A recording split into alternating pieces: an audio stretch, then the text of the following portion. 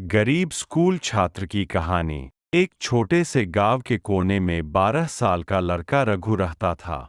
उसका परिवार बहुत गरीब था।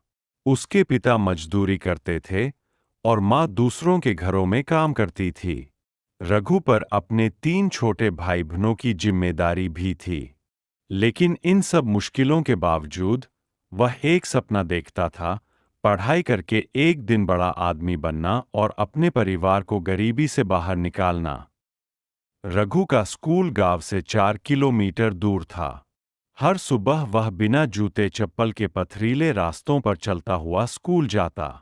बरसात में रास्ते कीचड़ से भर जाते, लेकिन रघु ने कभी हार नहीं मानी।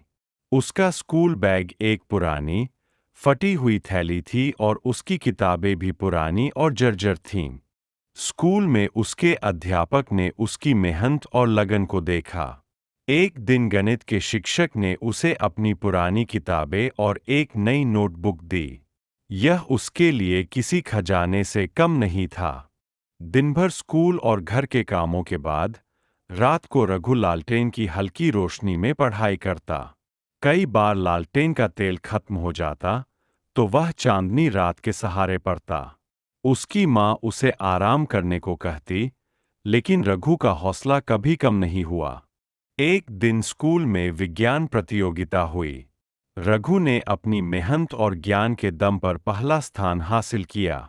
उसे इनाम के तौर पर 500 रुपये और एक ट्रॉफी मिली। यह उसकी जिंदगी का सबसे बड़ा पल था। गांव के लोग भी उसकी तारीफ करने लगे।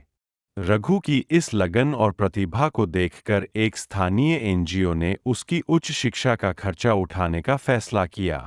इसके बाद उसे बेहतर किताबें और सुविधाएं मिलने लगीं। आज रघु एक सफल इंजीनियर है। उसने न सिर्फ अपने परिवार को गरीबी से बाहर निकाला, बल्कि अपने गांव में एक नया स्कूल भी बनवाया। इस स्कूल में गरीब बच्चों को मुफ्त शिक्षा दी जाती है। रघु जब भी स्कूल आता है, बच्चों को अपनी कहानी सुनाता है और उन्हें सिखाता है कि सपने देखने से और मेहनत करने से कुछ भी हासिल किया जा सकता है। यह कहानी हमें सिखाती है कि कठिन परिस्थितियों में भी अगर हमारा हौसला मजबूत हो और मेहनत करने का जुनून हो, तो हम हर बाधा को पार कर सकते हैं।